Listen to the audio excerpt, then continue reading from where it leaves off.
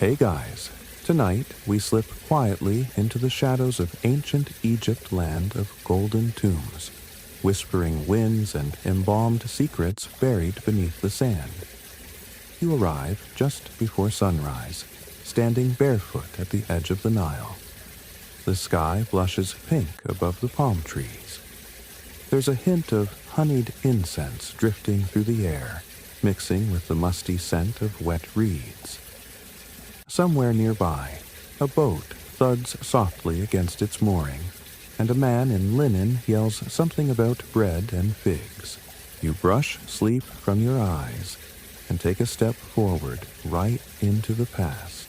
Now, before you get comfortable, take a moment to like the video and subscribe, but only if you genuinely enjoy what I do here. And if you're feeling extra cozy, drop your location and local time in the comments. I love seeing where you're tuning in from.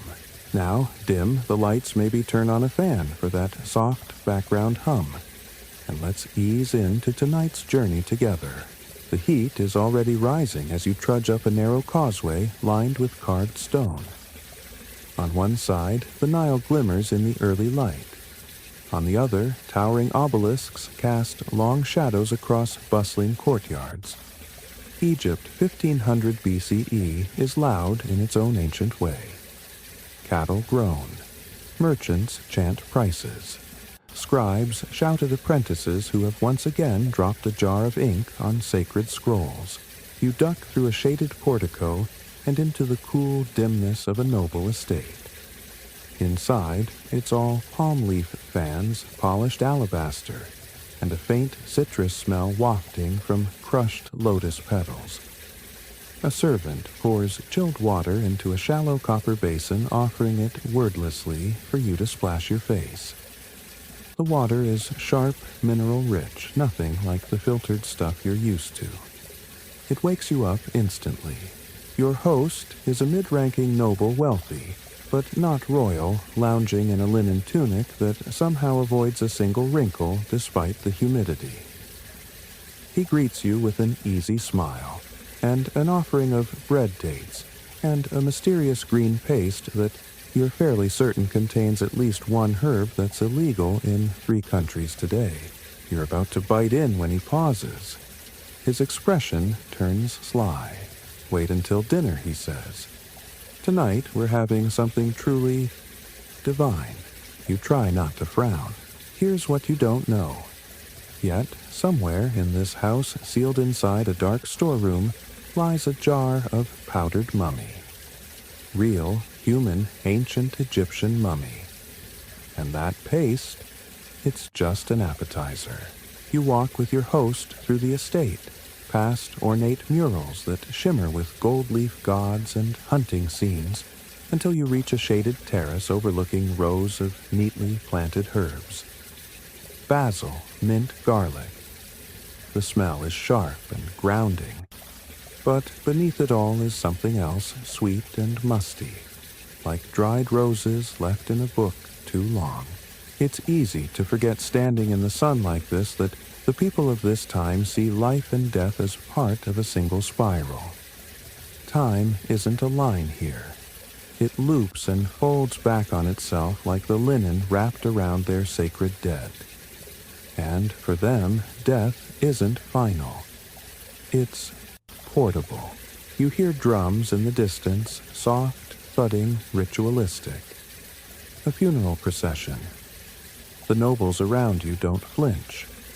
To them, it's just another step in a person's story. And sometimes, if you're important enough, or well-preserved enough, that story doesn't end in a tomb. It ends at the dinner table. You wander into the estate's small private temple. Incense coils upward from a bronze burner snaking around carved pillars. On the altar rests a statue of Thoth, ibis-headed god of wisdom. A priest, face-lined like a river delta, is muttering prayers in a rhythmic chant. He sees you and nods. You don't speak the language, but his eyes say something you do understand. Knowledge is power, especially when it comes in powdered form.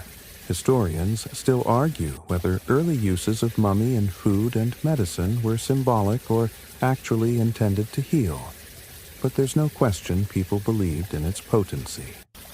They believed that something survived in the flesh of the dead, something transferable.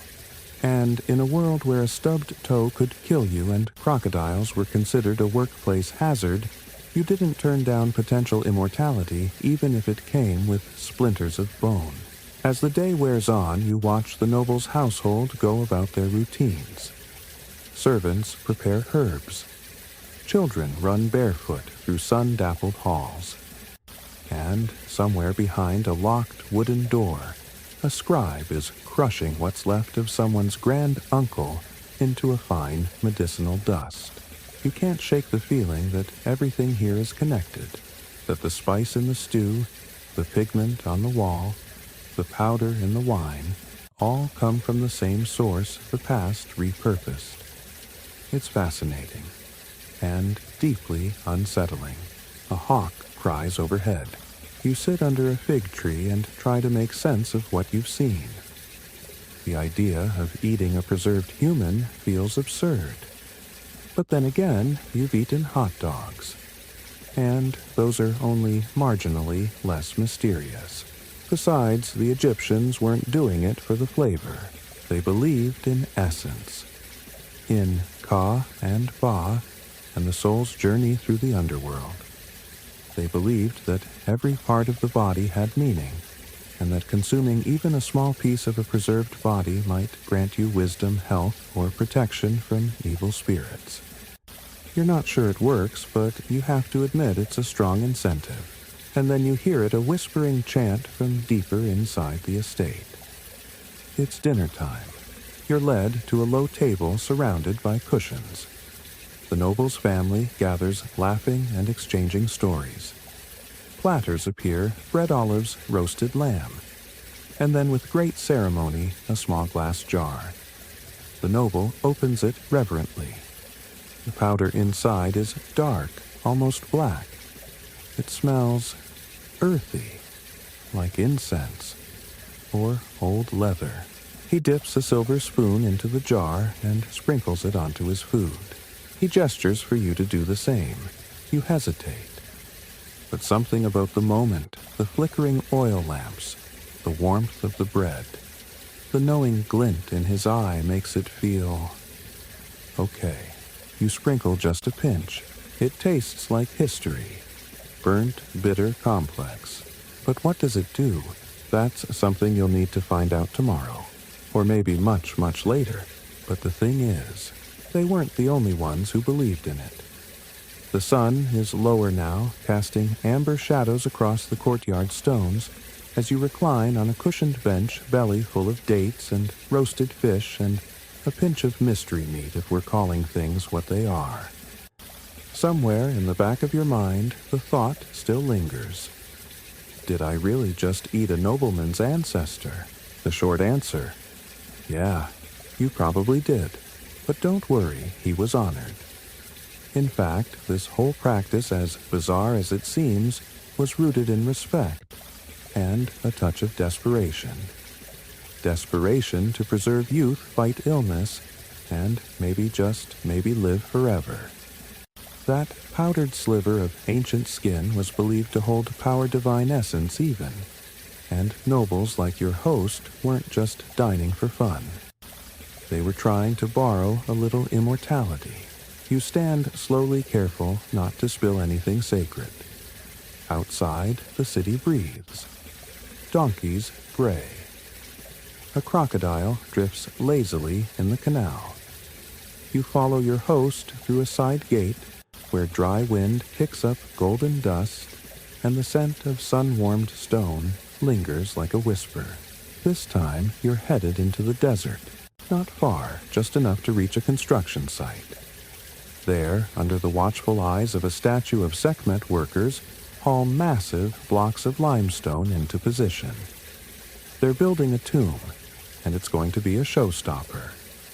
Ornate columns, secret chambers, a false door or two, just to keep the nosy spirits guessing.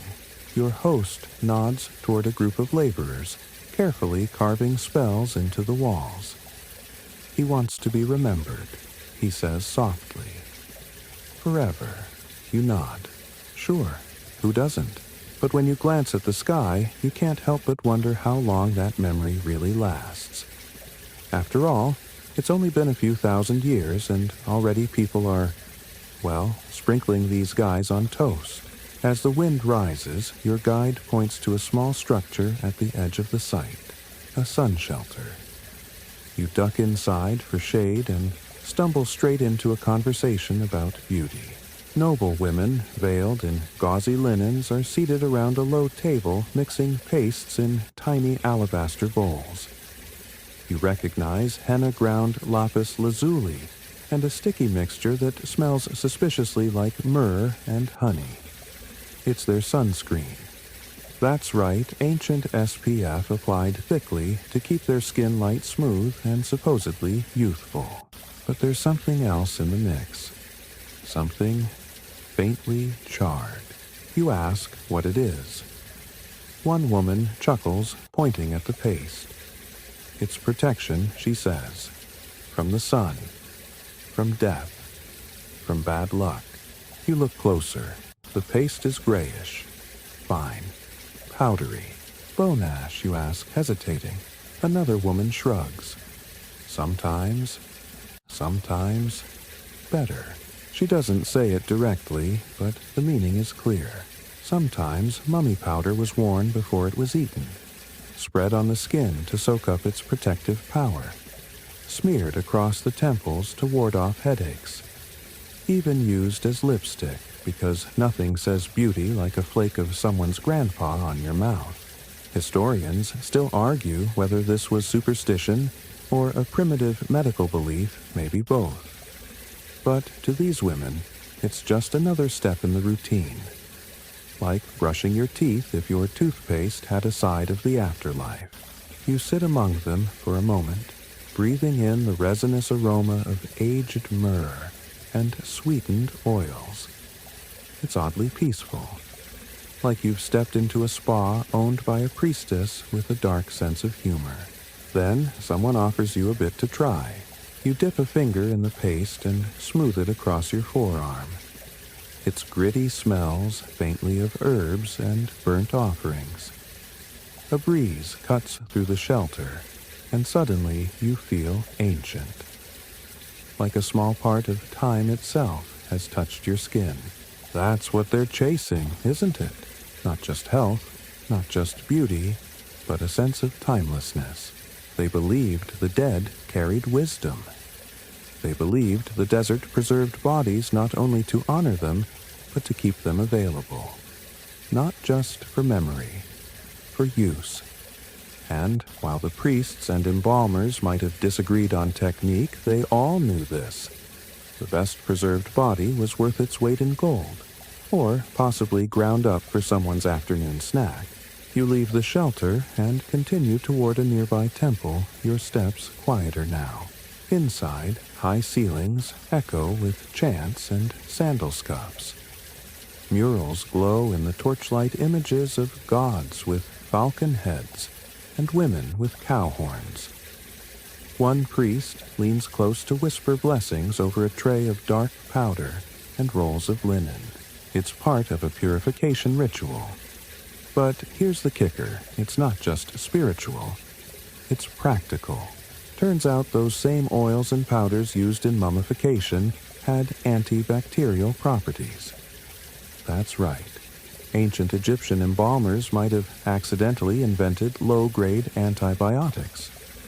So, when someone says mummy powder cures illness, they're not completely off base. It probably didn't fix gout or heartbreak, but maybe it staved off an infection or two. Still, that's a long leap to sprinkling it on your couscous. But people are like that, aren't they? A little curious, a little desperate, a little too confident in their DIY medicine. Even now, you feel the temple's chill working its way under your linen. The air smells like salt resin, and a secret that's trying very hard not to be told. As you leave, your host leans in with a grin. They say the best mummy powder comes from the oldest bodies he whispers. The darker, the better. More potency. You shudder, but he laughs it off. Don't worry, he says. We save the good stuff for breakfast. You blink. Breakfast. He winks. You'll see. And just like that, you're walking back through the estate's gate as the last light bleeds out of the sky. The stars emerge one by one, quiet and ancient. The same stars those mummies once watched. The same ones you'll dream under tonight. And if your dreams get a little dusty, well, you did try the paste. But hey, tomorrow's another day. And you still haven't met the people who perfected this whole powdered mummy trend. Across the sea, they're just getting started. The Nile is behind you now. The torchlight of your Egyptian hosts has faded, and you're somewhere new, somewhere colder. The stars above are the same, sure, but the smell in the air has changed. Gone are the perfumes and spice-laced incense. Now it's damp wood moss and something metallic like rainwater on old coins. You pull your cloak tighter, stepping down from a creaky wooden ship onto the slick stones of a 16th century European harbor. You've just arrived in Venice. Here, the powdered mummy craze has taken on a whole new life. Welcome to the Renaissance baby, where everyone's rediscovering ancient secrets, rebranding them, and then selling them at wildly inflated prices to sickly nobles and aspiring alchemists. The dock hands barely glance at you as they unload crates from North Africa. You watch a man carefully inspect a sealed jar, squinting at the faded hieroglyphs painted on the side. He nods approvingly and whispers to his partner, "Genuine." You get the feeling he wouldn't know genuine if it bit him in the codpiece. That jar. It contains mummy powder ground, dried, and imported from Egyptian tombs. Traders call it mumia. It's become the trendy, all-purpose remedy of the age. Headaches, broken limbs, heartbreak, impotence. There's nothing a little spoonful of ancient flesh can't allegedly fix. Inside, a local apothecary shelves grown with labeled jars, crushed emerald dried toad, powdered rhino horn, don't ask, and yes, mumia. The shop smells like thyme mildew and candle wax. The apothecary, a man with ink-stained fingers, and the unsettling calm of someone who grinds skeletons for a living, is already preparing an order for a noble client. He sprinkles the fine black powder into a packet, folds it in wax paper, and seals it with red string. "Pain in the liver," he mutters. "This will help." Will it, though? Historians still argue whether the mummies used in Renaissance Europe were genuinely believed to be curative, or whether they were just the medieval version of wellness scams like jade eggs or snake oil. But back then, nobody questioned much. If a doctor said, "Rub this dust on your chest and you'll breathe better," you rubbed it on your chest. Or mixed it with wine. Or snorted it. Or, if you were feeling bold, baked it into your morning tart. You head into the city. Venice is a labyrinth of canals and secrets, and the deeper you go, the more you see how obsessed people have become with death and keeping it at bay. Every other shop offers a tonic or elixir. You pass a man crying in the street, clutching a bottle of Egyptian miracle remedy, while a priest quietly prays over his unconscious wife. No one's sure what's in the bottle, but the label promises vitality. The smell promises otherwise. By candlelight, you find a noble household where the master lies sweating in bed. He's pale, breathing heavily, and his physician is arguing with a priest. One wants to give him communion. The other wants to give him crushed corpse. You watch as the physician wins. He opens a small lacquered box and spoons out a pinch of the brown powder, mixing it into wine. The noble groans, but swallows it down. Everyone in the room waits, and waits, but nothing happens, at least not right away. Eventually, the noble falls into a fitful sleep, and the physician wipes his hands like a man who just saved a life. The priest sighs and lights another candle. You step outside for air, wondering how something that started as sacred has turned into snake oil. But here's the weird part. It wasn't all nonsense.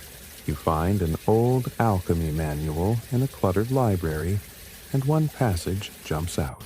Mumia is not mere dust, but the very essence of preservation of long-standing strength. One must not only consume, but understand it. Strangely poetic for someone grinding up corpses. And while modern science scoffs at the idea, there's some truth buried in the madness. Many mummies were preserved with resins, tar-like substances, and plant-based oils, some of which did have mild antimicrobial properties. Was it a miracle cure? Probably not. But if your usual options were leeches and prayers, a spoonful of millennia-old spice corpse might have seemed downright revolutionary. You lean on a cold stone wall, watching moonlight ripple over the canal. From this far away, Egypt feels like a memory. But its ghosts are here too in the powders passed between nobles in the candles, flickering over deathbeds in the desperate hope, clinging to every packet of mumia sold at the market. And the trend is far from over. You're about to leave when you spot a merchant slipping a package into the hands of a hooded figure. The package is small, wrapped in cloth. You lean closer. The merchant whispers, "This batch is pure. Royal tomb. No resin filler." The figure nods and pays with a heavy gold coin. But as they walk away, you catch a glimpse of something else in their satchel.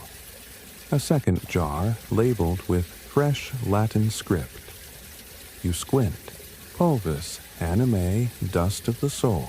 They aren't just buying it for health. They're buying it for power. And tomorrow, you'll learn just how far they're willing to go to get it. Because in the right hands, powdered death could buy a kind of life. You follow the hooded figure through narrow Venetian alleys, your footsteps soft against the damp stone. The canals whisper beside you, black water lapping at moss-covered banks. Somewhere nearby, a bell tolls once late enough that most honest folk are asleep, and the ones still out are the kind who do their business in the dark. The figure ducks into a side door so small and crooked it might as well be part of the building's shadow. You wait a moment, then slip in behind them. The air inside is thick frankincense mold, and something earthy. Not soil, not quite. Something older. You blink until your eyes adjust, and that's when you see it. It's a study, sort of. Books line the walls from floor to ceiling, stacked haphazardly. Parchment curling from age and humidity. Animal skulls sit on dusty shelves, and strange diagrams are pinned across the plaster like a madman's vision board.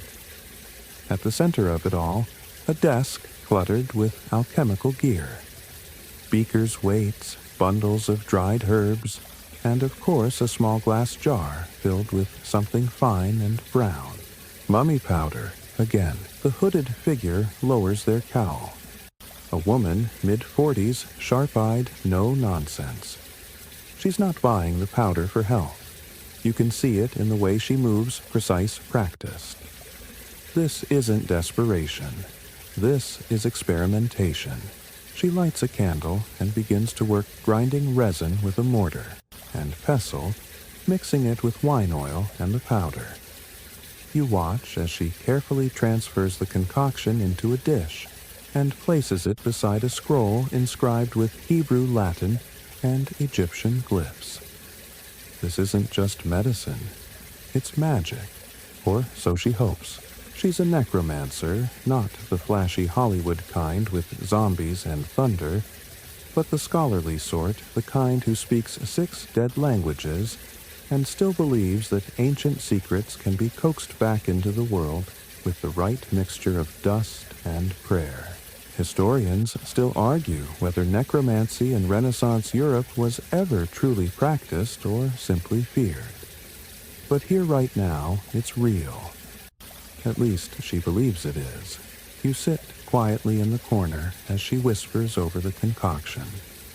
She's trying to call back a voice, perhaps an ancestor, maybe a lost love, or possibly a source of forgotten wisdom. You watch the candle flame flicker, feel the temperature in the room shift slightly, like someone has opened a door you can't see. She doesn't notice you. She's too deep in the trance, eyes closed, hands hovering over the powder. You hear her murmur the name of the pharaoh from whom the powder allegedly came, Tutmosis maybe, or someone less famous but more potent in her mind. The room thickens. Not in a spooky way, no thunderclaps or ghostly moans, but in that heavy static-charged way just before a storm. You feel it in your ears, your chest. The air buzzes. Then, nothing. The candle goes out, and that's it.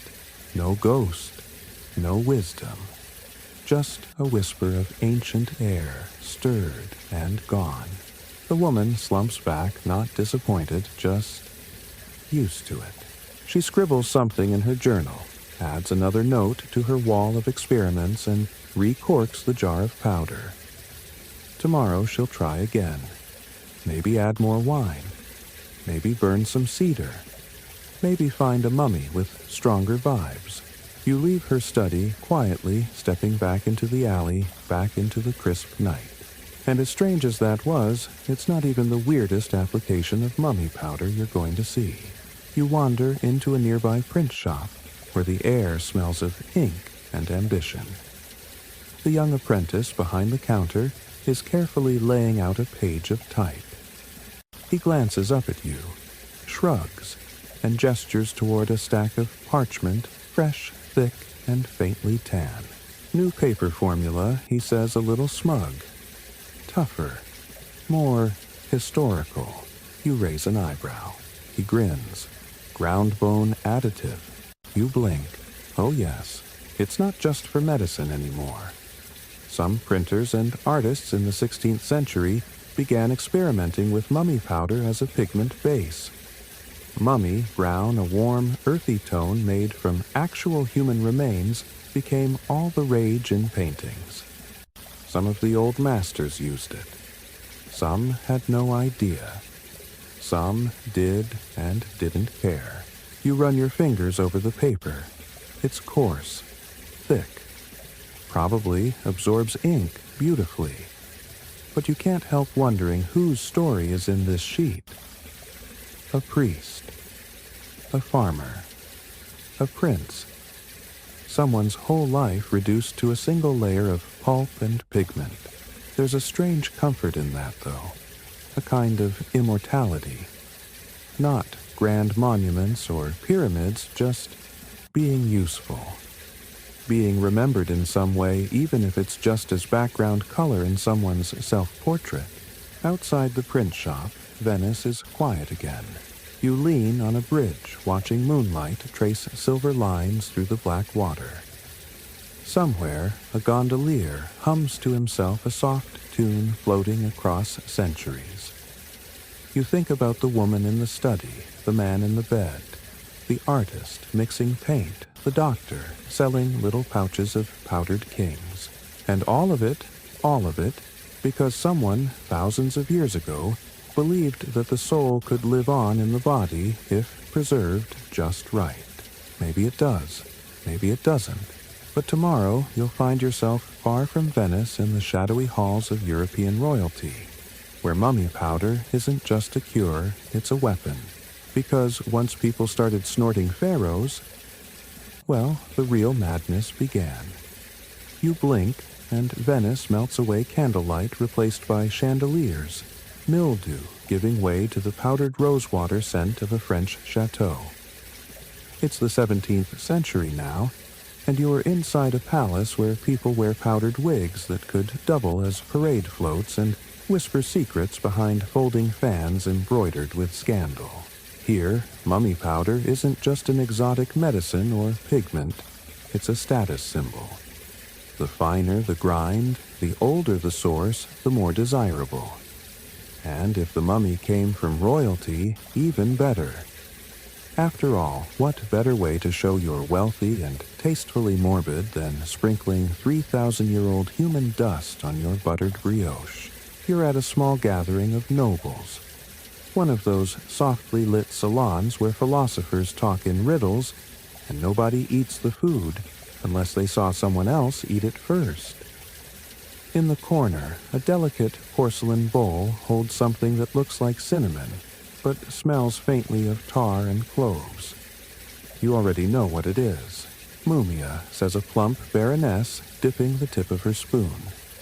From Thebes, or so I'm told. The man I bought it from wore a fez and had lovely teeth. You don't have the heart to tell her it probably came from a back alley near Cairo, and was ground up last month by someone named Luca, who's never been within 50 feet of a pyramid. But hey, if it makes her feel immortal, she sprinkles it on toast, lightly, buttered the way her physician recommends. Good for the blood, she adds, sipping from a crystal glass of Bordeaux. And the nerves. Historians still argue whether noble families really believed in the medicinal benefits, or were just going along with another expensive trend. But here's the thing about European elites. Once they latch onto a habit, it doesn't matter if it works. What matters is who else is doing it. You move through the room, listening to the chatter. A marquis boasts about having a physician who only prescribes ancient remedies. Another brags about owning a mummy's toe perfectly preserved in oil and encased in glass like it's a Fabergé egg. Someone else swears her father came back from the brink of death after inhaling mummy powder mixed with opium and fig syrup. She fails to mention that he died 4 days later. But who's keeping track? You find yourself beside a young woman, clever eyes, twitchy hands like she's either about to faint or start a revolution. She's quiet until she notices your gaze. You think this is madness, she says. You raise an eyebrow. She continues a little softer. They're eating the dead to feel alive. And when that doesn't work, they blame the dosage. You ask why she's here. My brother's sick, she says, glancing at the nobles. They told me this might help.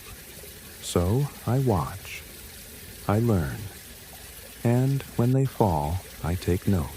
She doesn't say if she's planning revenge or a scientific paper, but honestly, it could go either way.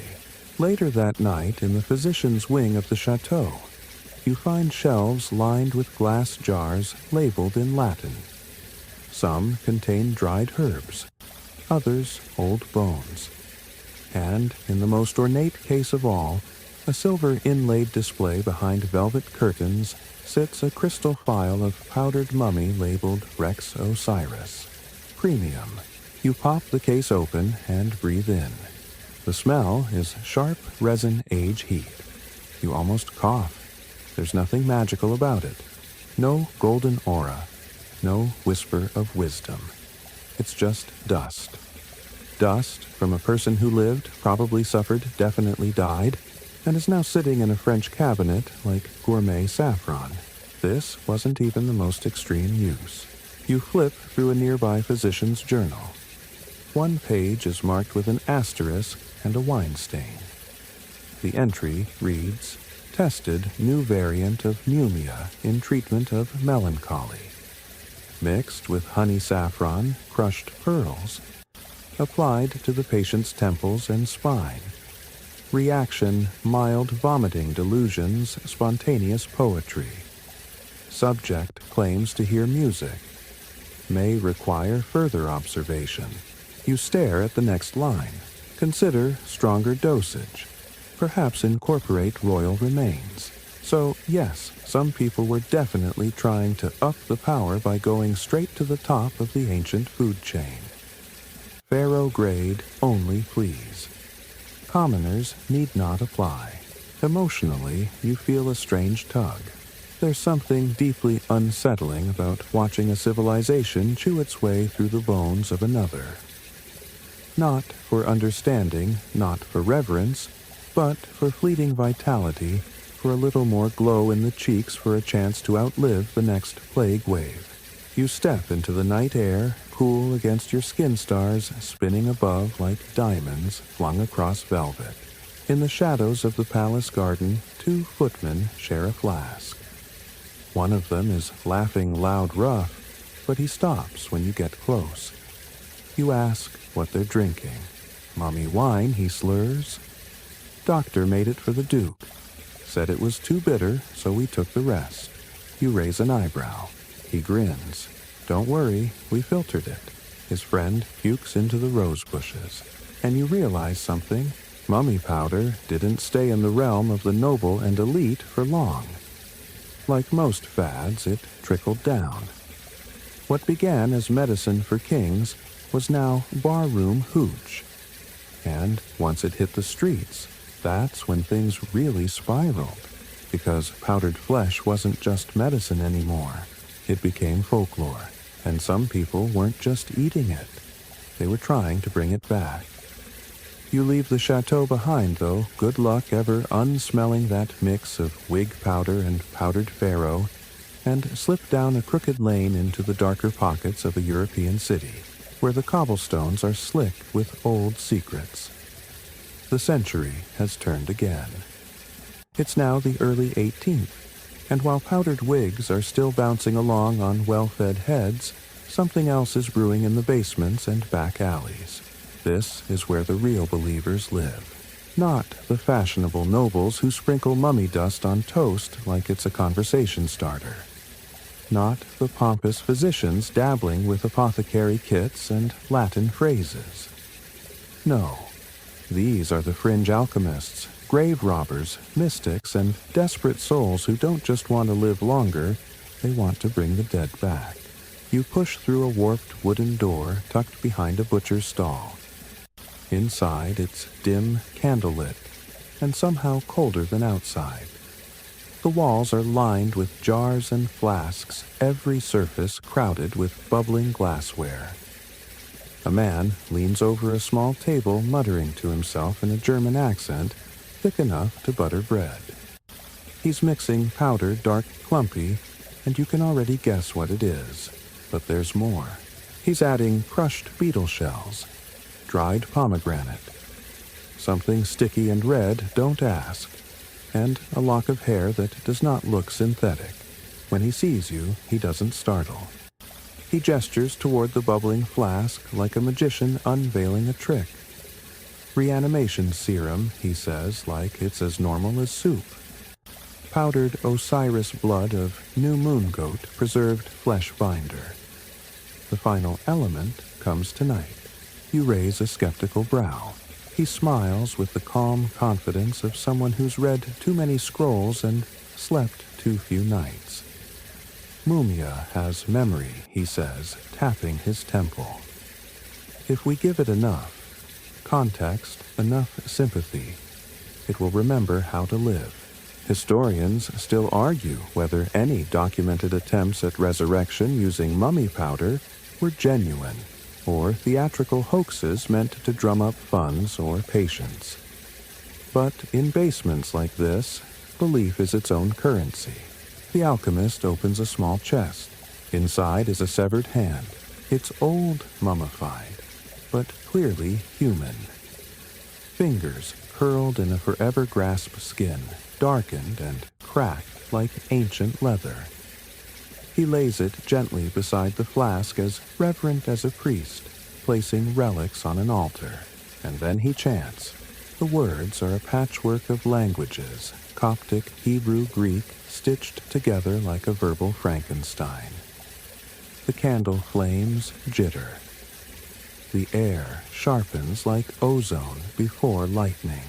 you feel it again, that heaviness in your ears that press against your chest.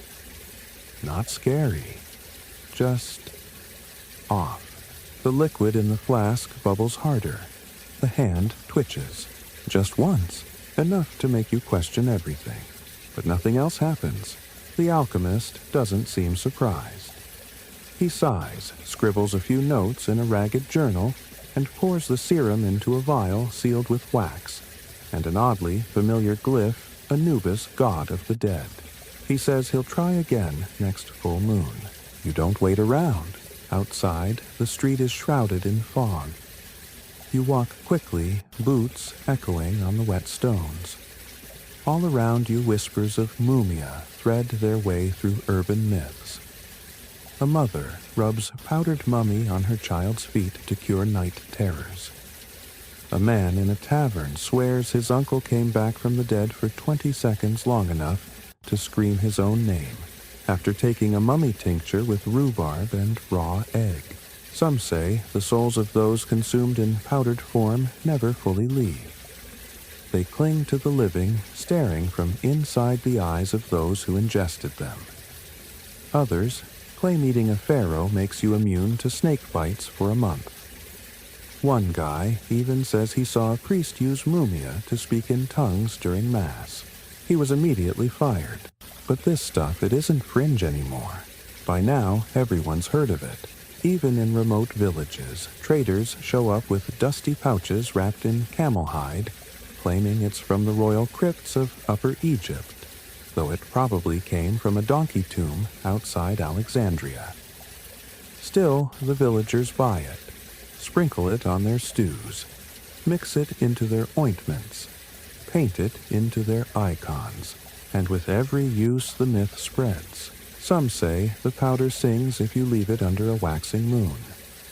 Others say you must never eat it after midnight, or your dreams will belong to someone else.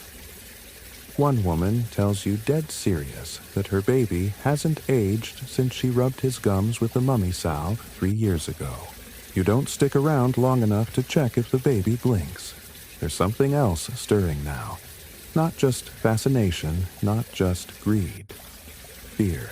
People are starting to whisper that it's gone too far, that the line between remedy and curse has blurred, that maybe the Egyptians were right to guard their tombs with serpents and sandstorms, that maybe all this grinding and mixing and swallowing was never meant to happen.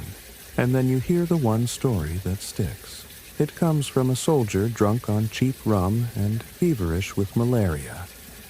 He says he watched a man in Cairo, some wealthy European collector, go mad after consuming too much mumia. He began speaking in ancient Egyptian, a language he'd never studied. He tore out his own teeth, saying they weren't royal enough. And finally, he carved a name into his own chest, the name of a pharaoh no one could translate. The man died 3 days later, stiff as a statue, grinning, like he knew something the rest of us never would, and all because he wanted to live a little longer. You walk away from the tavern, stomach, twisted heart, just a bit too fast. The fog thickens. Somewhere behind you, someone is coughing, wet, ragged. Another plague is coming, maybe. Another wave of desperate bodies looking for a miracle in a pouch. And now you understand. Mummy powder wasn't just medicine. It was hunger. The kind that doesn't go away with food or money or even time. The kind that eats backwards. And soon it would find its biggest customer yet, Queen Victoria's own court. You brush past the edge of that fog-soaked European alley and emerge suddenly and splendidly into the restrained grandeur of Victorian England. The lamps flicker with gaslight glow.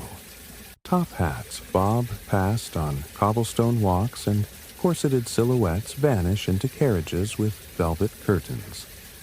There's a faint scent of coal smoke, rain-soaked wool, and underneath it all, paper and ink. You're in the heart of London now, and the obsession with death has never been more fashionable. Queen Victoria's mourning veil casts a long shadow over society. Ever since the death of her beloved Albert, the entire kingdom has embraced grief like it's the latest fashion line. Mourning, jewelry, funeral photography, black, crepe-draped homes, death has become a lifestyle brand. But even more than that, it's an economy. So you're not surprised when you find mummy powder here too. Only now, it's no longer just medicine or folk remedy. It's spectacle, entertainment. The Victorians, ever morbid and ever curious, have taken a 3,000-year-old cultural relic and turned it into party entertainment. Enter the Victorian mummy unwrapping party. You don't believe it until you see it. A stately home in Kensington. Gas lights gleaming against gilt wallpaper. The drawing room filled with guests sipping sherry and gossiping about the scandal in Paris, when in walks the host grinning with a linen-wrapped corpse. That's right, an actual Egyptian mummy laid out on a velvet-covered billiards table like a particularly creepy centerpiece. The doctor, leading the event, rolls up his sleeves. Ladies and gentlemen, what we are about to perform is not desecration, but discovery. He says it with the reverence of a man about to open a treasure chest. Except the treasure is a person, and the chest is thousands of years old.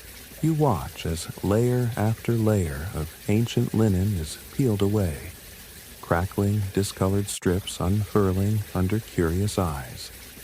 Every time something shiny turns up a bit of gold, foil a scarab bead, the crowd gasps. Some applaud. Someone nearby whispers. Will they pass around the powder after? They're only half joking. Historians still argue whether mummy unwrappings were framed as scientific lectures or just macabre entertainment for the elite. But what's undeniable is this: these were social events complete with refreshments, programs, and even printed invitations. And somewhere between the speeches and the scandal, mumia found its way back into the mouths of the upper crust. You spot a small apothecary box near the edge of the table. Inside, powdered remains labeled ex humano Theban origin. One woman dips her fingertip and presses it to her tongue, wincing. Bitter, she says, but I've had worse tonics. The doctor offers a polite nod. Excellent for consumption, some say, though I recommend pairing it with laudanum for full effect. Ah, yes, Victorian medicine opium with a side of ancient corpse. You step out for air. London night is cool and quiet aside from the occasional horse-drawn carriage rattling over the wet stones. In a small bookshop nearby, a young man is lecturing a half-interested audience about the preservation properties of resin and bitumen. He's holding a copy of the Book of the Dead in one hand and a jar of mumia in the other. He swears it boosts memory. The irony is lost on him. You duck into the shop's back room past stacks of dusty tomes and anatomical drawings and find a journal, leather-bound, cracked at the spine. Inside, scribbled in fading ink, is a detailed record of mummy powder's prices on the London black market. A royal mummy fetched the highest price per ounce, of course. Females cost more than males, something about lunar energy apparently. And pieces taken from around the heart considered most potent. Even then, the supply is drying up. Egypt is beginning to push back. The sale and export of mummies is becoming harder to justify. There are whisperings of looting of sacred sites pillaged under the guise of archaeology, of broken tomb seals and bribed officials. Some crates labeled as antiquities arrive in Liverpool, filled with nothing but dismembered limbs, wrapped and ready for the mortar and pestle. You feel it again, that twinge.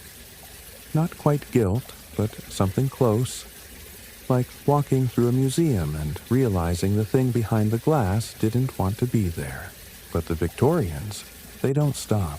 They just adapt. Now, in addition to consuming mummy powder for health, they're using it in art, in fabric dyes, in paint. One artist proudly tells you his latest landscape uses mummy brown pigment made from ground human remains. He says it gives shadows a certain depth. You ask him how it feels to paint with someone else's body. He blinks, then shrugs. Well, they're already dead, aren't they? And that's the heart of it. To the Victorians, mummies aren't people. They're ingredients, art supplies, curiosities, a way to flirt with death while keeping it at arm's length, wrapped up in gauze and placed on a silver tray. Later, you attend a lecture at the British Museum. A scholar with thick spectacles and thicker mustache is talking about the energetic imprint of the dead. He gestures to a vial of mumia and suggests that consuming it may transfer ancient memories through vibrational resonance. His assistant nods enthusiastically while passing the vial among the guests. One woman claims she saw the Nile. Another says she dreamt in hieroglyphs. Someone else fainted. You lean back in your chair watching it all swirl into something surreal. Science, pseudoscience, spiritualism, colonialism. It's a cocktail stronger than any tincture in that room. But the sun is setting on this era. Soon the century will turn again. And with it, people will begin asking harder questions. About ethics, about ownership, about humanity. Still, the hunger remains, because even as Egypt fights to reclaim its stolen dead, one last twist is waiting in the wings. And it won't come from a scholar or a queen or even a mad alchemist in a basement. It'll come from a company. And they'll put it in a bottle. You wake up in the chill of a new century one with ticking factory clocks, soot-streaked skylines, and a different kind of magic. It's the early 20th century now, and the world is hurtling toward modernity. Cars cough down the streets, electric lamps buzz like angry flies, and telegrams zip across continents faster than anyone in ancient Thebes could have dreamed. But guess what didn't go away? Mummy powder. It just got a rebrand. Now it's less about spells and scarabs, and more about pharmaceuticals and profits. You're standing outside a sleek brick building in New York City. Above the wide glass windows, gilded lettering reads, Morley & Sons Exotic Remedies and Scientific Curatives.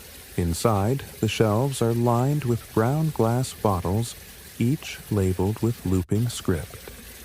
Tincture of willow bark, iron drops, cocaine throat lozenges for children, of course, and near the back, a delicate black jar stamped with a golden ankh, pulvis mumia, from authentic Egyptian remains, for vitality, nerves, and blood. You blink, it's mummy powder, still here, still being sold. Only now it's dressed in a bow tie and lab coat instead of a shaman's cloak or a noble's smug grin. The pharmacist, clean-shaven white apron pencil mustache, nods proudly as he sees you examining the jar. Sourced directly through our contacts in Cairo, he says. Only the finest organic specimens. You open the jar. It smells faintly like cedar and decay, with a tang of something metallic iron-rich, maybe, or just the scent of history refusing to die politely. He gestures to a glass of water. Take it with a drop of honey. Some of our clients swear by it. Tycoons, senators, silent film stars. You swallow before you can stop yourself. It tastes like damp parchment and pepper. Not terrible, not great, but weirdly familiar. Out on the street, the world hums forward. People are chasing different dreams now. Fame, fortune, longevity. And mummy powder, always. The adaptable little commodity has evolved again. No more public unwrappings. No more velvet-draped dinner parties. Now it's all about mass production. You find out later that Morley and Sons isn't the only game in town. Across the Atlantic, chemists in Berlin and Paris are grinding ancient remains into fine powder and packing it into capsules. An entire shadow industry blooms. Labels claim the stuff treats anemia, hysteria, melancholy, neuralgia, feminine weakness, and, of course, the ever-elusive condition of just being mildly disappointed in life. Historians still argue whether these products contained actual human remains or just dirt and pitch made to smell authentic. But even the fakes worked if you believed in them hard enough. That's the thing. The placebo effect is a strange beast, especially when wrapped in centuries of mystery and gold leaf mythology. People didn't just think mummy powder worked. They felt it. A woman in Chicago claimed it cured her lameness. A coal miner in Wales said it gave him dreams so vivid he could smell the Nile. A Russian countess took it daily to cleanse her blood of modern thoughts. Whatever that means. But not everyone is celebrating. In Egypt, the backlash is growing louder. Archaeologists, real ones this time, are calling out the trade. Tombs are vanishing overnight. Sites are looted, stripped, and left bare as bleached bone. Egyptologists plead for preservation, but smugglers just get sneakier. They rewrap bodies to make them look whole. Mix bones from different mummies to pad shipments. Even grind some remains into paste to be used in toothpaste. Yes, really. Mummy powder toothpaste with a delightful, minty afterlife. You feel it again, the weight of all those stolen stories turned into dust and brushed onto someone's molars in Pittsburgh. And then you meet the man in the hat. He doesn't tell you his name.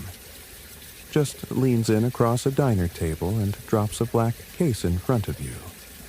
Opens it with a flourish. Inside, rows of tiny vials, each labeled with dates and locations. Genuine Pharaoh powder, he says. No filler. No donkey bones. You raise an eyebrow.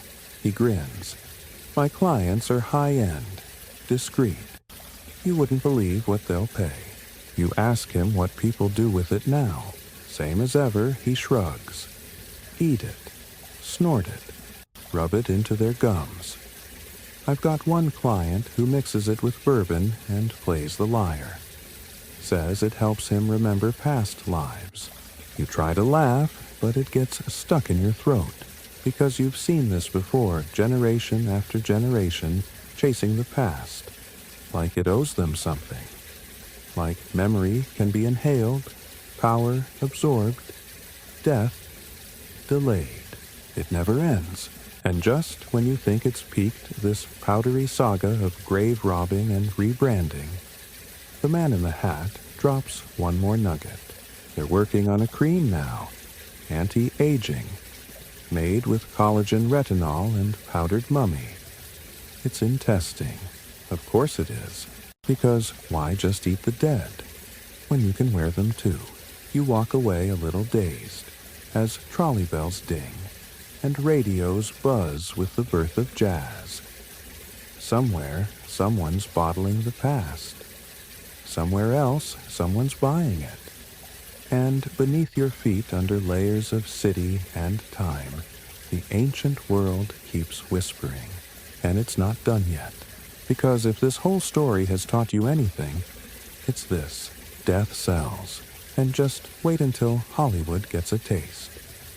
You shuffle through the dusty corners of time and arrive smack in the middle of the roaring 20s, where jazz crackles through gramophones, flapper dresses swish with sequins, and the air practically reeks of speakeasy gin and dangerous optimism.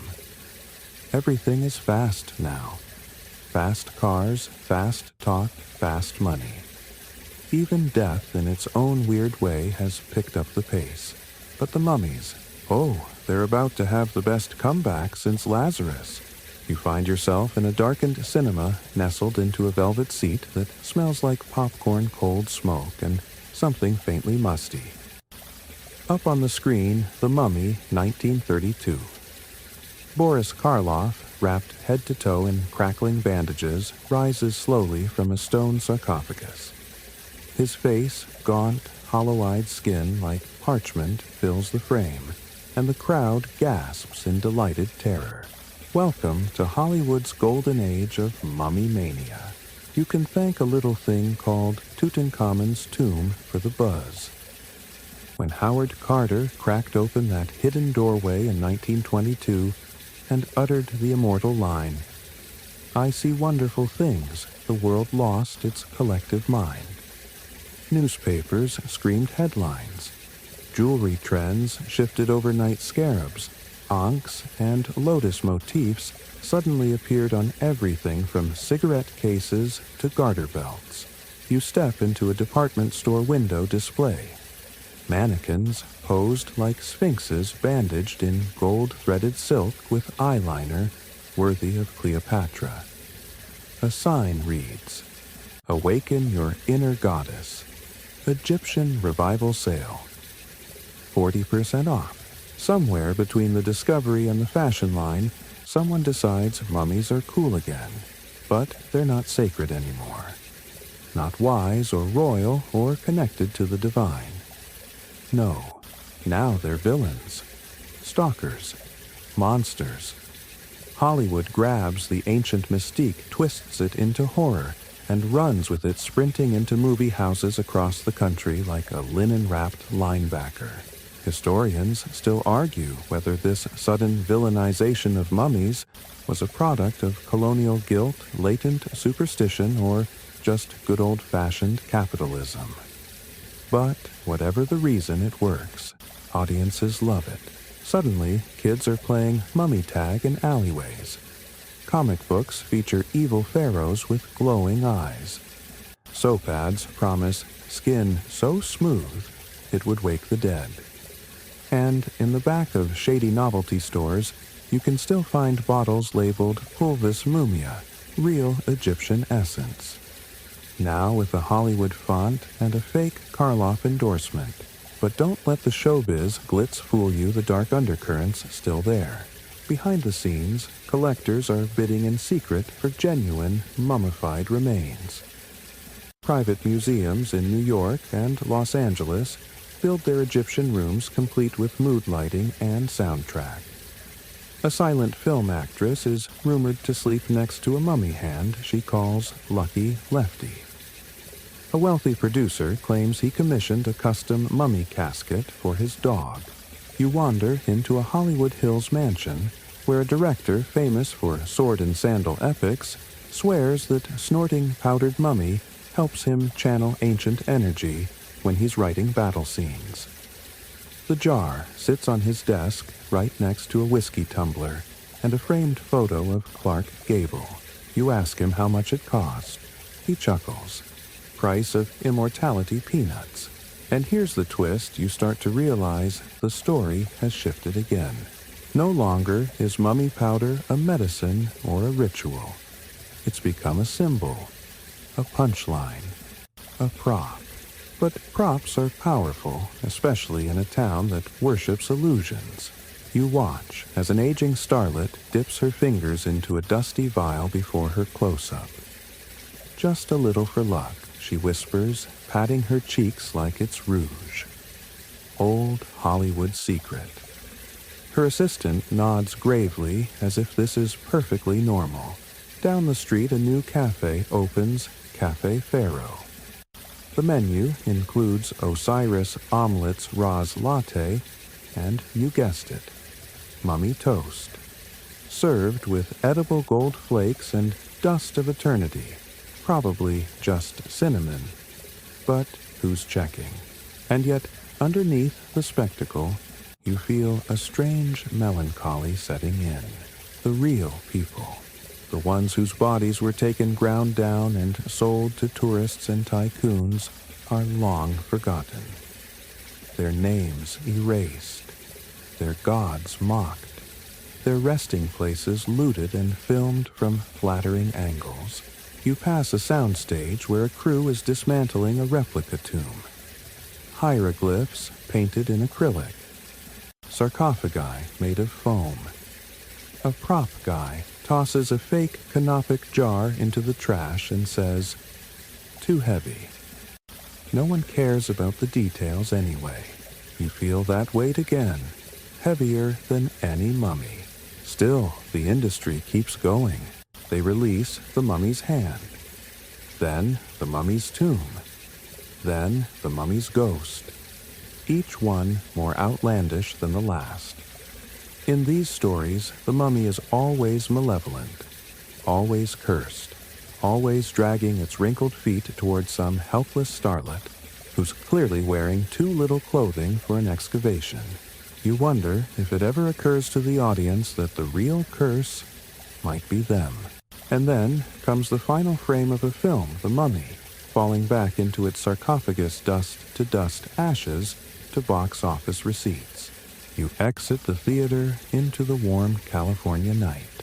Above you, the Hollywood sign looms like a modern pyramid built not to honor gods, but egos. And in some strange way, it's the same story all over again, death, legacy, memory. Only now the embalming fluid smells like perfume, and the tombs have agents. Still, even this golden age of cinematic necromancy can't last forever, because something darker is creeping in. A shadow cast not by jackals or scarabs, but by science. Real science. Skeptical, sterilized, and ready to drag mummy powder into the harsh glare of the laboratory. And once it does, things are going to get awkward, because nothing kills a good myth faster than a microscope. The 1940s arrive, and you can almost hear the world clicking into place. Cogs turning technology advancing at an incredible rate, making the old myths seem more and more like relics. Mummies are no longer something to fear or worship. They've become antiquities in the dusty archives of history, fit only for museums and textbooks. Hollywood's love affair with them fizzles out, replaced by nuclear fears, space race excitement, and superheroes with capes, not curses. But while the glamour of ancient Egypt fades into the background, something much more serious is brewing. You find yourself in a university laboratory in London.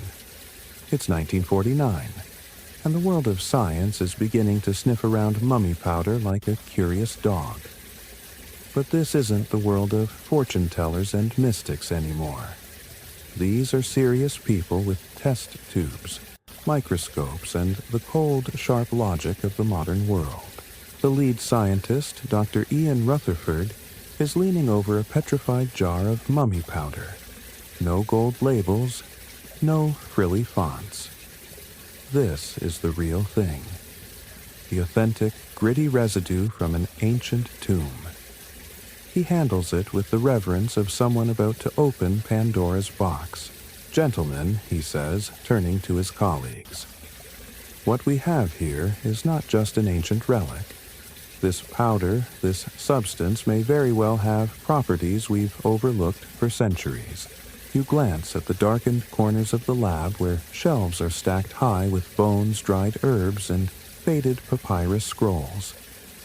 The air smells sterile, the floors cool beneath your shoes, but there's a palpable sense of anticipation, like something world-changing is just within reach.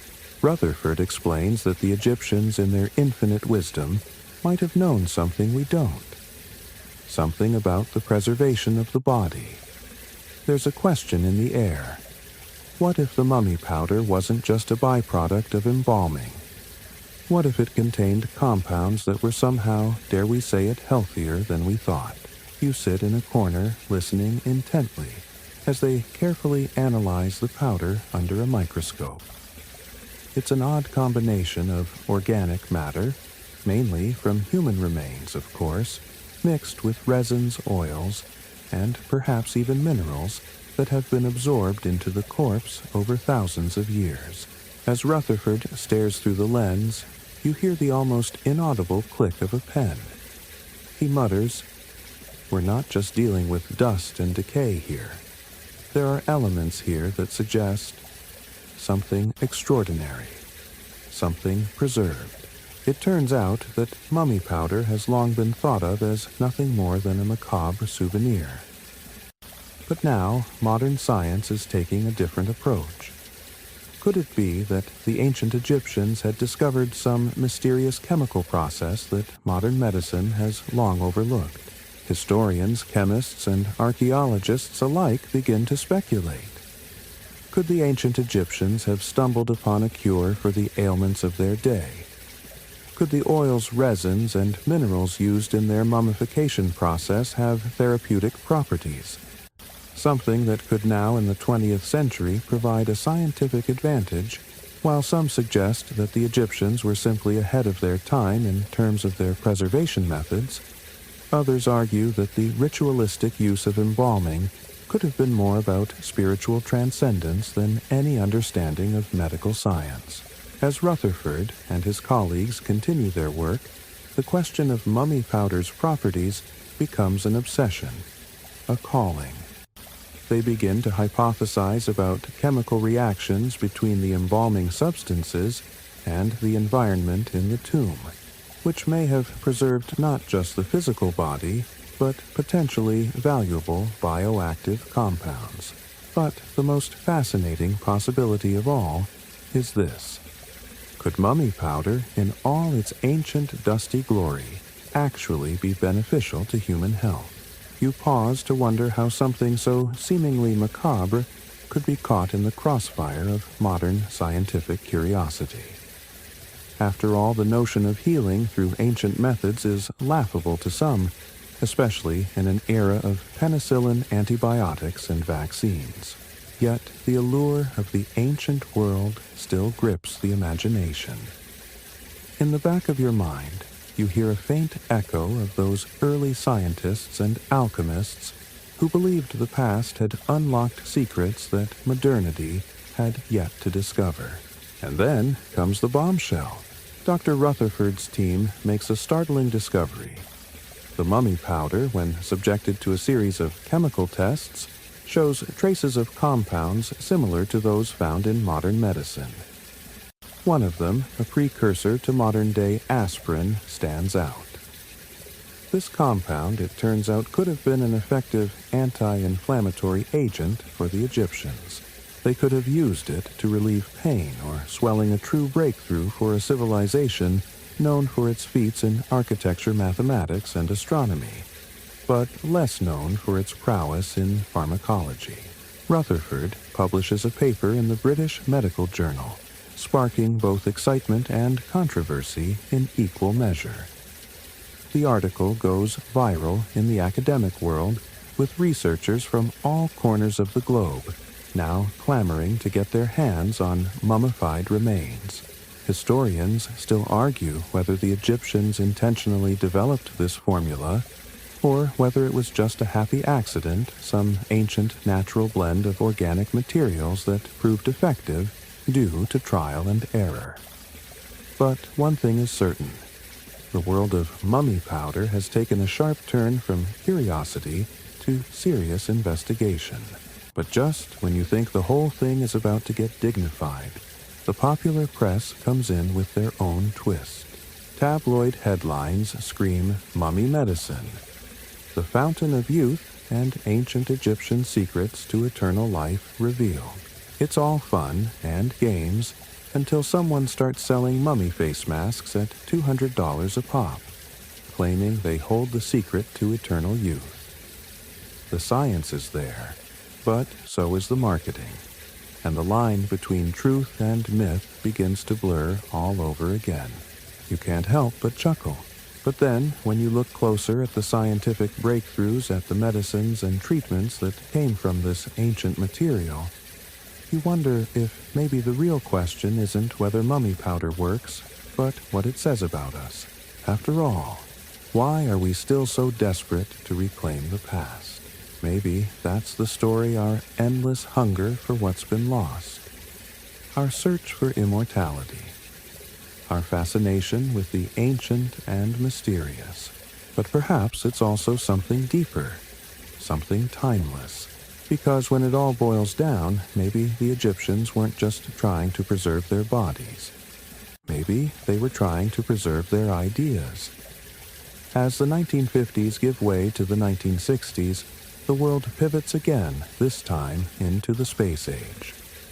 The moon landing becomes the focal point of humanity's attention, and the obsession with Egypt, and by extension mummy powder, suddenly seems ancient. While the space race is in full throttle with scientists analyzing the elements of distant planets and engineers building rockets that could reach the stars, Egypt is left to gather dust in the background, its mummies now reduced to little more than footnotes in history books. Yet there's a strange undercurrent still bubbling beneath the surface. The world may be reaching for the stars, but humans have always had an insatiable fascination with death and the afterlife. The question of immortality, both literal and figurative, lingers just beyond the horizon. And so, while scientists work to push the boundaries of the universe, others are still tinkering with the remnants of an ancient world, convinced that it might offer some kind of answer to the human condition. You find yourself standing in front of a museum exhibit, one of the first of its kind, The Secrets of the Pharaohs, a sweeping collection of mummies, artifacts, and restorations. The walls are adorned with giant photographs of pharaohs, queens, and scribes. And there, tucked in a corner, is a small section dedicated to mummy powder. The sign reads, "The Mummy's Medicine, Ancient Egyptian Remedies." Curious, you peer closer at the artifacts on display. There are jars tightly sealed with wax containing the powdered remains of ancient kings and queens. Some of these jars date back over 3,000 years. You can't help but marvel at how little has changed in the centuries since these powders were first ground into dust, so carefully preserved and stored in containers designed to protect them for eternity. You wonder what else, if anything, might have been in these jars beyond just the bodies of the dead. Were they filled with knowledge?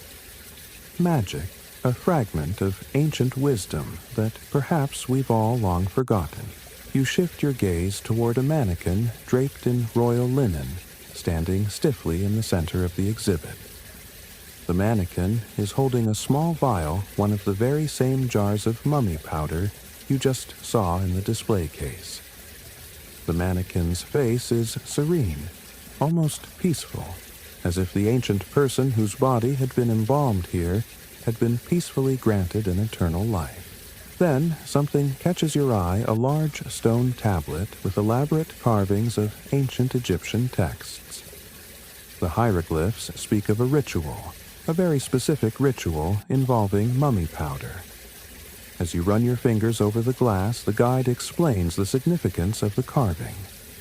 It turns out the Egyptians believed that the mummy powder was not just a preservative or medicine, but also an offering, a gift to the gods. Historians still argue whether this ritual was about simply ensuring safe passage to the afterlife, or whether there was a deeper metaphysical aspect to it. Was the mummy powder a way to communicate with the divine, or was it a symbol of the soul's immortality, how the essence of the body could be transformed into something greater? You feel a shiver run down your spine. There's something hypnotic about the ritualistic use of mummy powder, something oddly spiritual in the way it was treated. The jars weren't just medical containers. They were sacred vessels meant to carry the essence of the deceased into the eternal realm, perhaps even to influence the gods themselves. But there's more. The guide, eager to keep your attention, moves on to a particularly peculiar artifact, a small gilded tablet no bigger than your palm. The inscriptions on it are blurry, and at first glance it seems like a simple votive offering. But the guide explains that it was carved during the reign of Pharaoh Ramses the... and it's believed to be one of the earliest references to alchemy in Egypt. The ancient Egyptians were not just concerned with preserving bodies. They were already on the path of experimentation with the elements, working toward understanding how to transform matter. The idea of chemical transmutation, the same practice that would eventually give rise to alchemy in the West, appears to have had its roots in these rituals. Your mind spins. Could this small tablet be evidence that the Egyptians were already experimenting with the same principles that we associate with modern-day pharmaceuticals long before the rise of chemistry and pharmacology? Were they ahead of their time in ways we can barely comprehend? You can't help but wonder if the mummy powder itself was more than just an ingredient. What if it was part of a larger system of knowledge, a secret buried under centuries of sand and myth, perhaps lost to us forever? Because we no longer understand the language in which it was written, you step back, absorbing the weight of the display, and realize that the more you learn, the more you understand that there's still a sense of mystery and awe surrounding these ancient practices. The Egyptians weren't just trying to preserve their dead. They were striving to understand life, death, and the delicate balance between them. But before you get too lost in thought, the guide moves the group along and you reluctantly follow. Your thoughts linger on the mummy powder, on the people who once used it, and on the questions that still remain unanswered. As the tour continues, you realize that the story of mummy powder isn't just about embalming. It's about the enduring human quest for meaning, for understanding the intangible mysteries of life and death. Still, as the group shuffles away, you feel a sense of loss. A sense that there's more to this story than we'll ever know. The real secrets of mummy powder of ancient Egypt are probably locked away forever, hidden beneath layers of dust time and the shifting sands of history. Perhaps some mysteries are better left unsolved, but that doesn't mean they won't haunt you in the most curious and subtle of ways. You look at the vitrines one last time, wondering how much of the story is true and how much is myth. But in that moment, one thing is clear: some mysteries aren't meant to be solved, and maybe that's okay. The 1970s roll in, and with them a kind of nostalgia for everything ancient. The hippie movement had passed, but the spirit of searching for meaning had not. People looked to the past for answers, craving connection with forgotten wisdom, and Egypt, mysterious, enigmatic Egypt, became a touchstone once more. This era saw a rebirth of Egyptology, though this time it wasn't the dusty academic pursuit it had been in previous generations. No, the new wave of interest was more speculative, more romantic. It was during this time that books like the Egyptian Book of the Dead became popular among those searching for spiritual enlightenment. Egypt wasn't just a land of mummies and tombs anymore. It was a gateway to a deeper understanding of existence. And as Egypt's ancient history rose in the public imagination, so too did the belief in its mystical powers.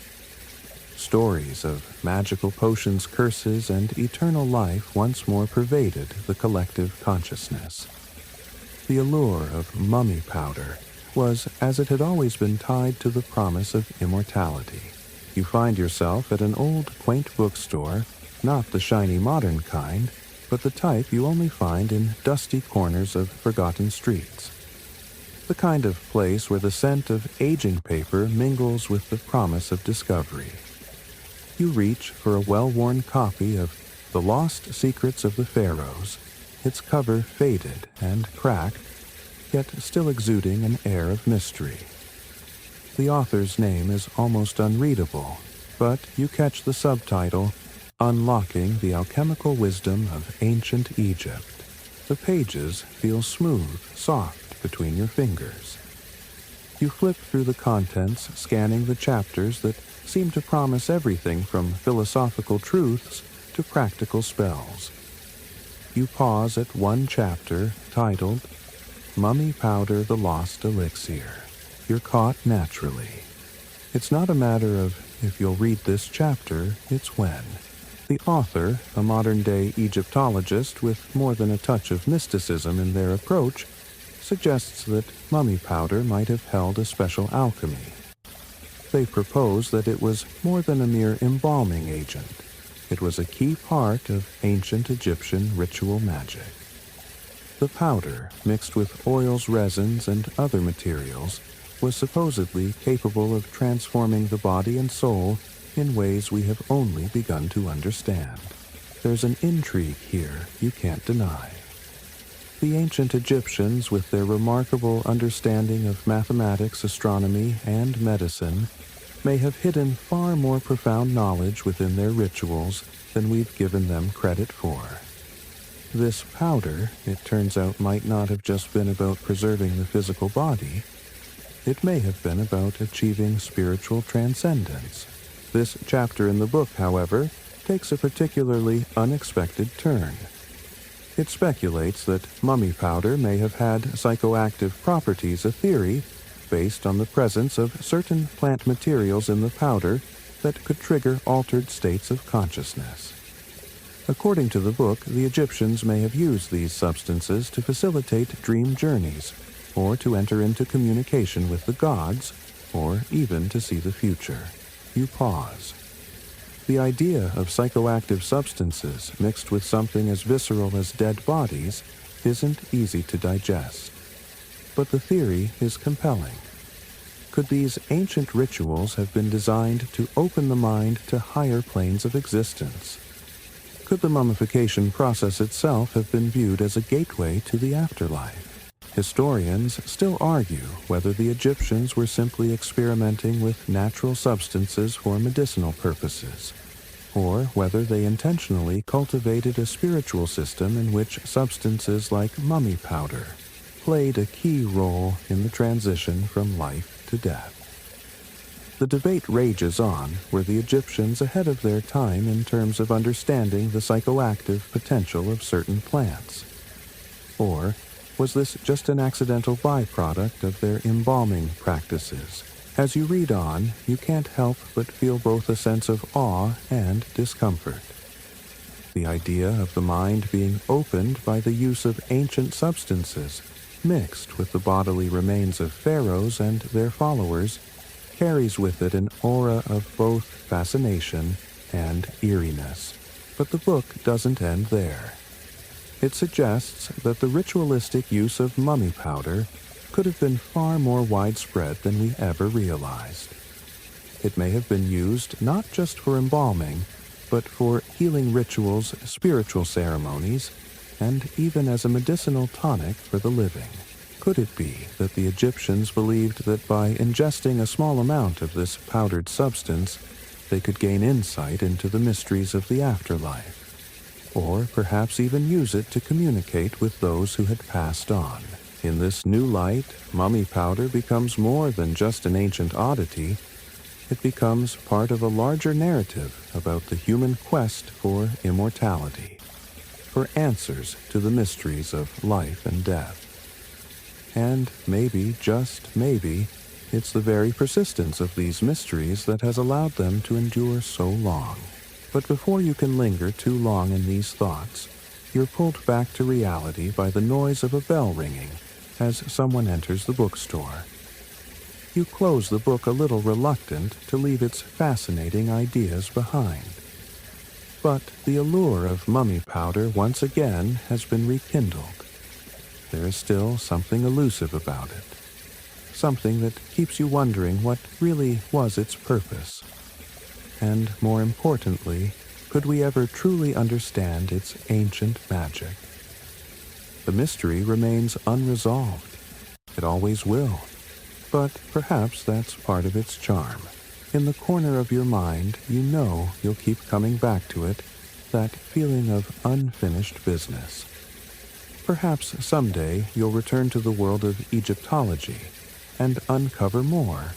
Or maybe the secrets of the past will remain forever hidden. Dust and myth swirling together in an eternal dance.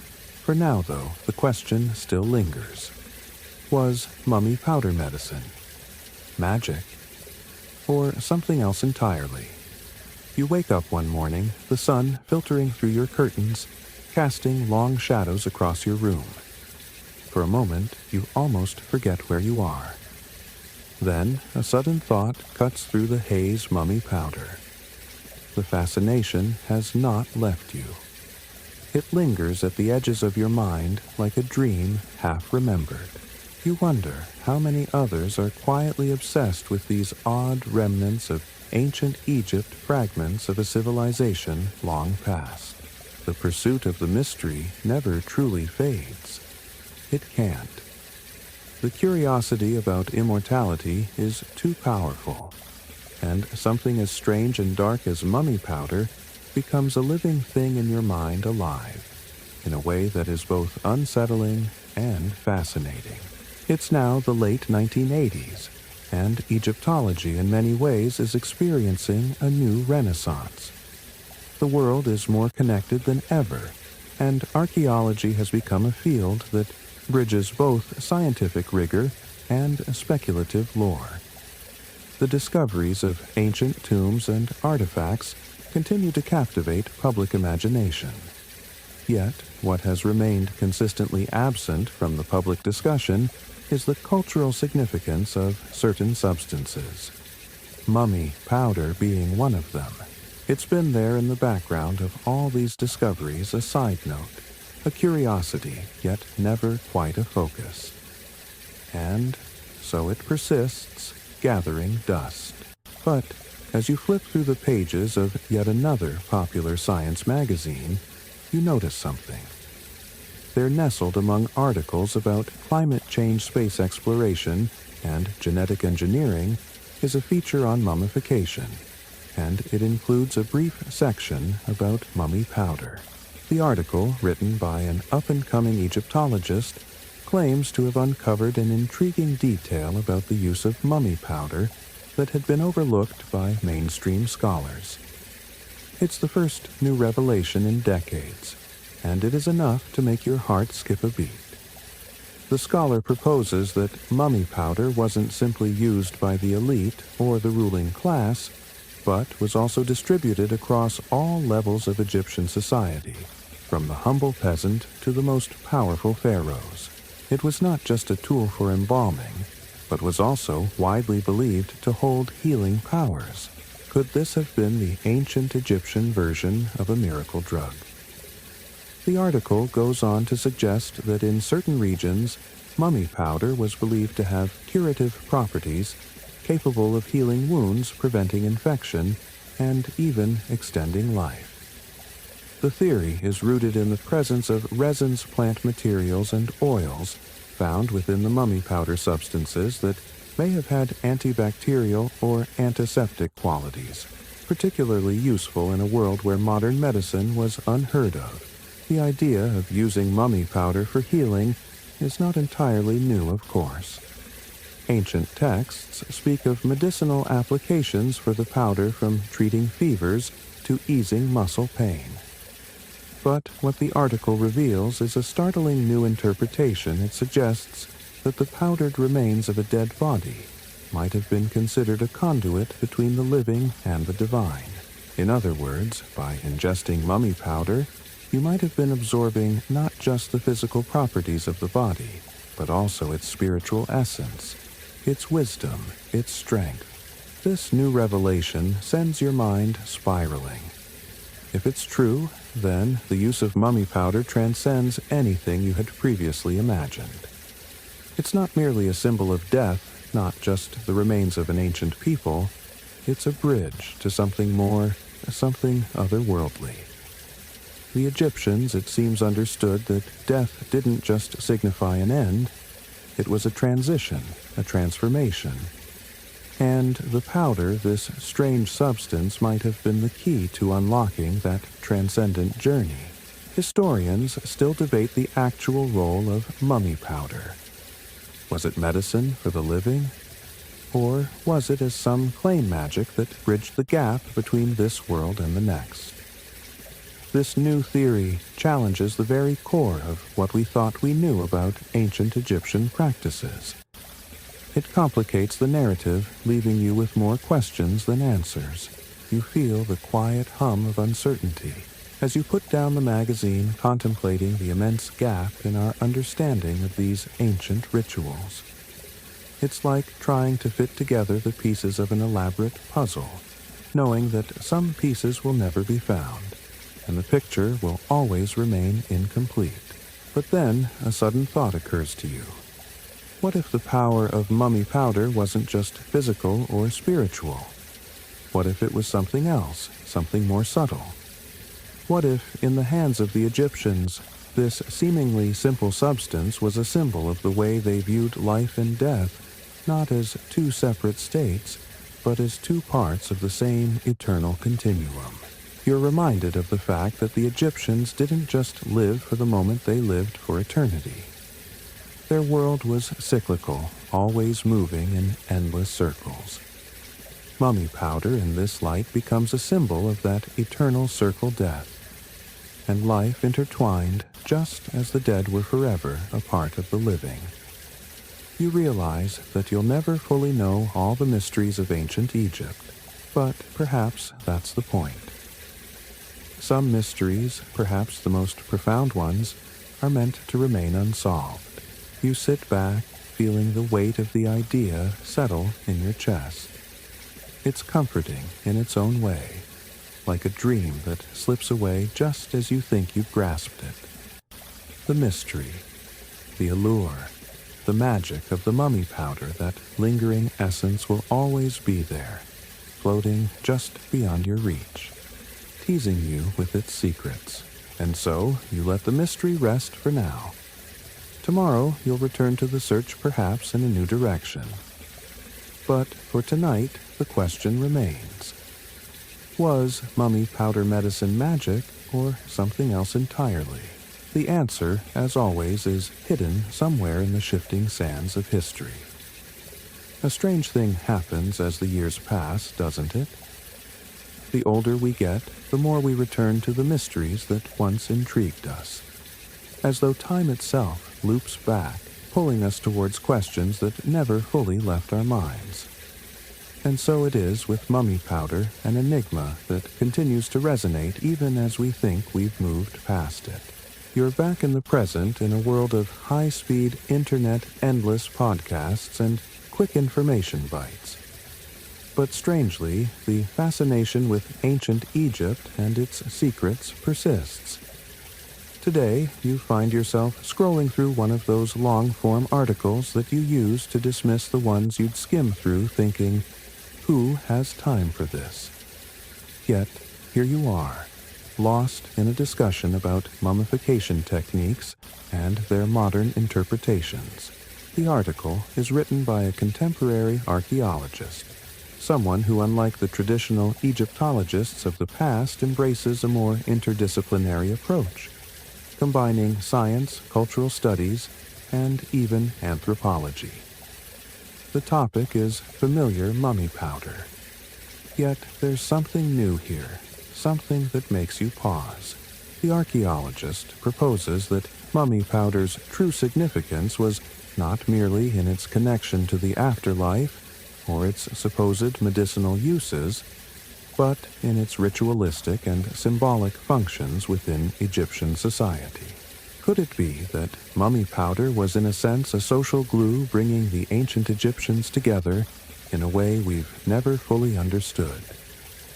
Was it a way of reinforcing social hierarchy, tying the living to the dead through a shared potent symbol of eternity? The archaeologist suggests that mummy powder could have been part of state-sponsored rituals designed to not only honor the dead, but to emphasize the power and influence of the pharaohs, who were both divine and mortal. This perspective brings a shift in your thinking. The idea that the power of mummy powder may have been central to Egyptian society goes beyond the personal or spiritual. Perhaps it was part of a larger system, one that connected individuals to their community, their rulers, and their gods. The embalming of the dead wasn't just a solitary act of preserving the body. It was a political act, a way of reinforcing the divine right of the ruling class. The archaeologist goes on to explain that the use of mummy powder could have been designed to unite the masses in the face of mortality. By utilizing the remains of the deceased in this way, the Egyptians created a shared experience of life and death, a kind of collective ritual that transcended the individual. It's like the entire society was bound together in a cycle of existence, from birth to death to rebirth. The dead weren't gone.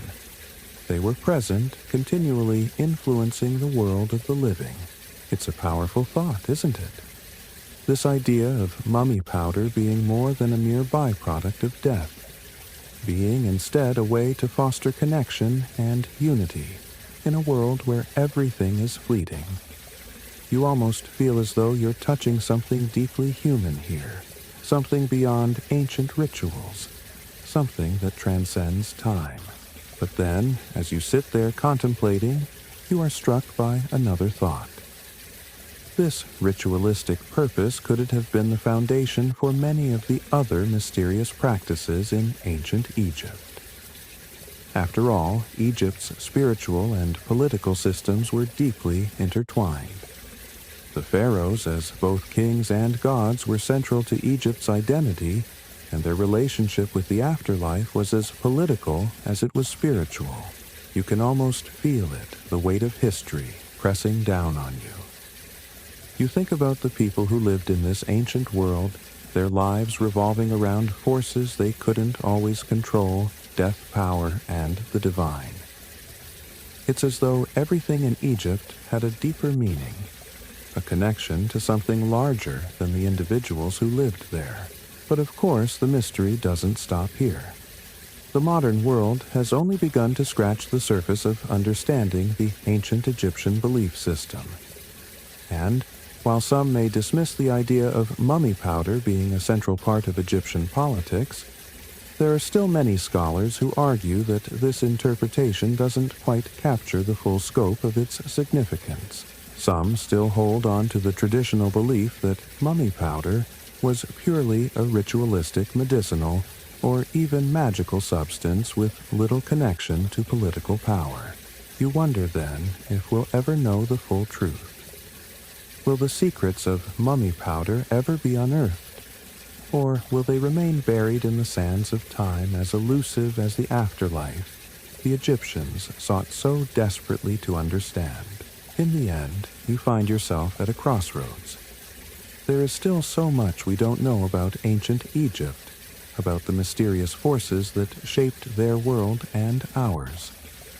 But the journey, the search for answers, feels endless, and somehow that feels right. Perhaps the mystery of mummy powder isn't something we were meant to solve. Perhaps, like the Egyptians, we are simply meant to ask the question, to search, and to keep on wondering. So you let the question linger in your mind. Was mummy powder truly a symbol of eternity, of life, of power, and ultimately of what it means to be human? The answer is as elusive as ever. But that's the beauty of it.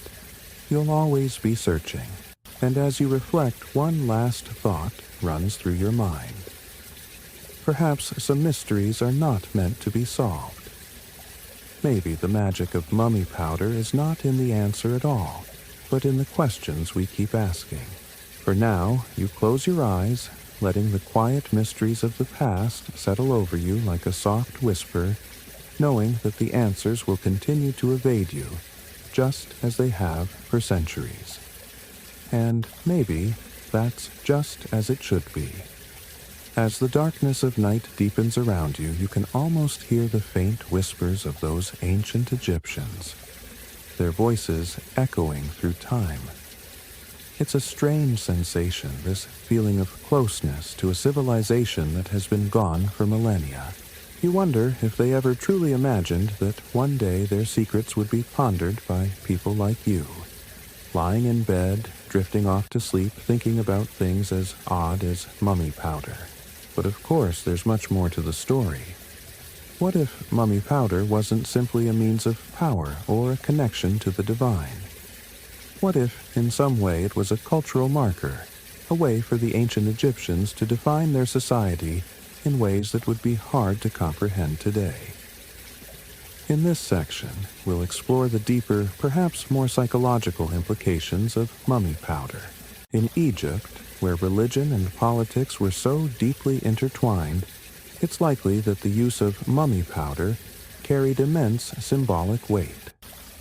The Egyptians had a highly complex system of beliefs about the afterlife, where everything from the preservation of the body to the offerings made to the gods had a very specific function. It was a worldview where everything was connected, and no practice was without meaning. Could mummy powder then have been an expression of Egyptian identity, a physical reminder of their societal unity? Think about it. If the powder was used across various classes and strata of society, it would have helped reinforce the idea that death wasn't just the end of the individual. It was a shared experience, a moment where all Egyptians were brought together in their common fate. Mummy powder, used across the ranks from the most humble worker to the pharaoh, could have symbolized the unification of the living and the dead. And this was no mere ritualistic convenience. No, it went much deeper. The act of utilizing mummy powder could have been the glue holding Egyptian society together. When death is universal, society itself becomes more cohesive. By using the remains of the deceased Egyptians didn't just preserve the dead, they preserved a shared cultural memory, a legacy that spanned generations. It would have been a way of saying, we all will live on, not just in the afterlife, but through each other.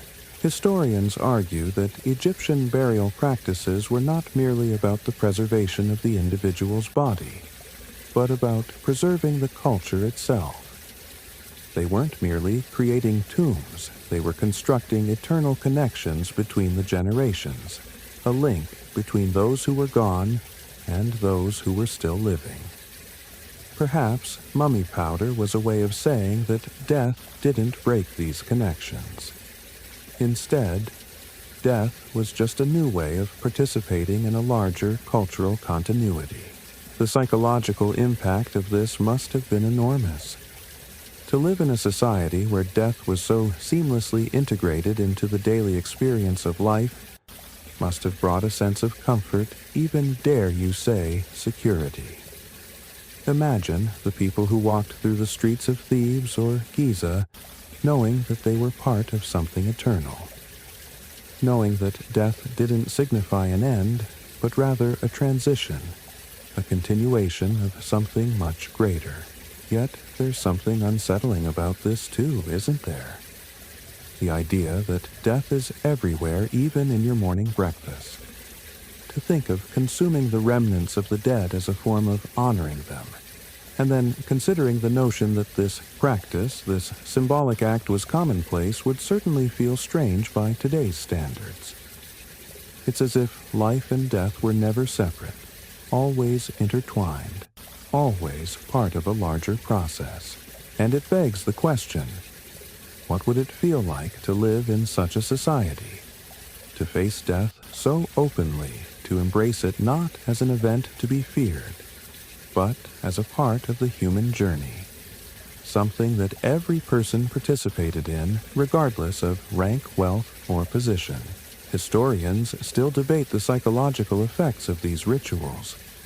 Some argue that they provided psychological comfort, allowing people to embrace their own mortality with grace, even with a sense of peace.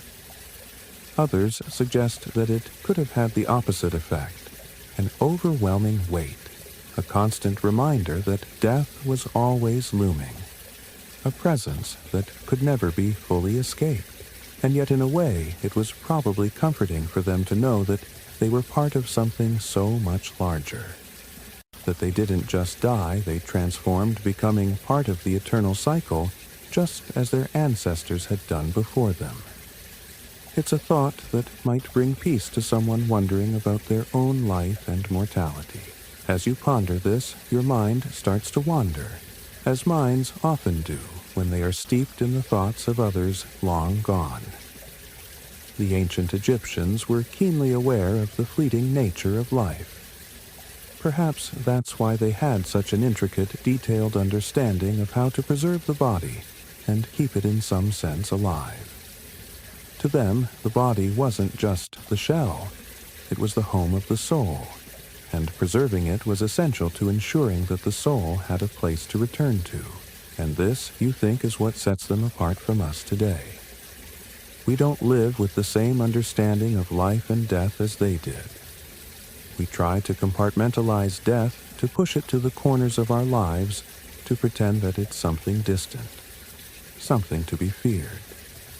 But for the ancient Egyptians, death was never distant. It was as close as the air they breathed. Mummy powder was merely one manifestation of this belief, a powerful, strange reminder of the unbreakable bond between life, death, and eternity. As your mind drifts further, it becomes clear the Egyptians didn't fear death. They embraced it. And in their embrace, they created something profound, something we still don't fully understand. The question lingers. Could we ever understand it? Could we ever accept that the mysteries of life and death are not to be solved, but experienced? You close your eyes, letting the quietness of that thought settle over you. The mysteries of the past, like mummy powder, will continue to slip through our fingers. But in the search for answers, perhaps it is the journey, not the destination, that makes all the difference. And so, once again, the Egyptians remain a world away, their secrets half uncovered, their wisdom scattered like sand in the wind. But the search continues. Always. The sound of the night feels different now, doesn't it? Maybe the hum of the fan sounds softer, the shadows in the room, stretching longer as your thoughts wander deeper into the folds of history. You've spent the past few sections unraveling the strange, fascinating world of mummy powder. And perhaps, in a way, you've unearthed more than you anticipated, more than you expected to find tonight. But now, as the quiet of the evening embraces you, it's time to gently close the chapter on this ancient mystery. For a moment, you pause and reflect. After all, the world of ancient Egypt isn't just a story of the past. It's a story that continues to resonate, haunting us with questions about death, legacy, and what we leave behind. And just as mummy powder connected the living and the dead, perhaps tonight's journey has connected you in some small way to the past. As you drift toward the final moments of tonight's exploration, a calmness fills the air.